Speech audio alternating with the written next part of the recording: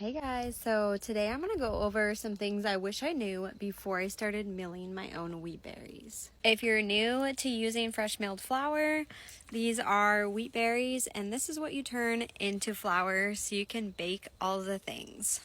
The first thing I wish I would have known is how much different fresh milled flour is from store-bought. Working with it is just a whole different thing, and you really kind of have to forget everything that you learned about flour from the store and you kind of have to learn to read your dough and a whole new process.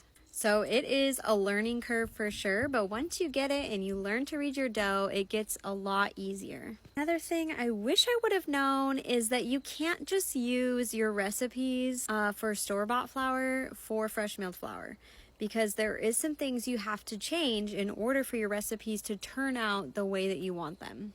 And this is something I didn't know, and my bread kept coming out horrible, and I wondered why. I'm like, this bread is never coming out. I'm using the same recipe I always do.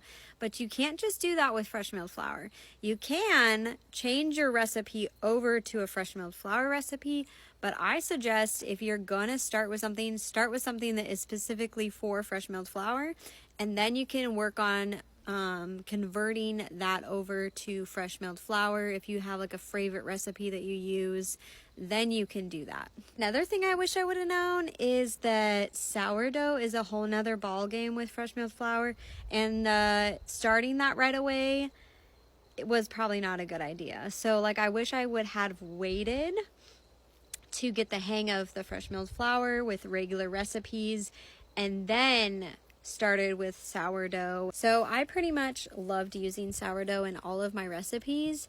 So knowing what I know now, I probably would have not done anything sourdough in the beginning, and just kind of learned what the dough actually is going to act like and the whole process before I started doing that.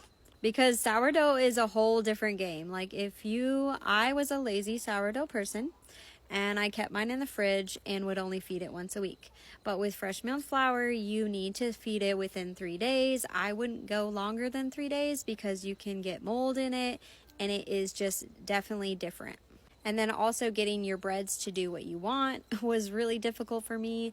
I could not figure it out, and you need a good, strong starter to get those breads to rise the way that you need them to. So now that I kind of have been doing this for a while, I am starting to do the sourdough. I'm starting a whole new starter, and we are going to figure that out together. So this time it's going to go better. I just know it. Next thing I wish I would have known is what wheat berries to use for what recipes. When I first started, I got soft white wheat berries and I got kamut.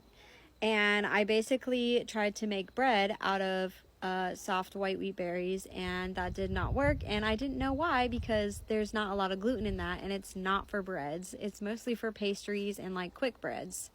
So I was always wondering why is my bread not turning out, and that was why.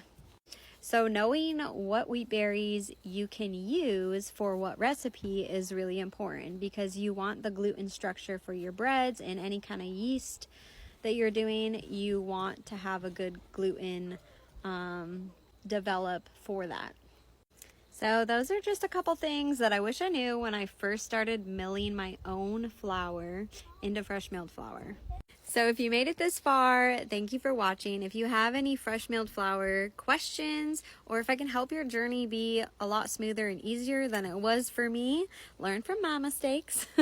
Hit that follow button, drop your questions. I am happy to answer and help as much as I can.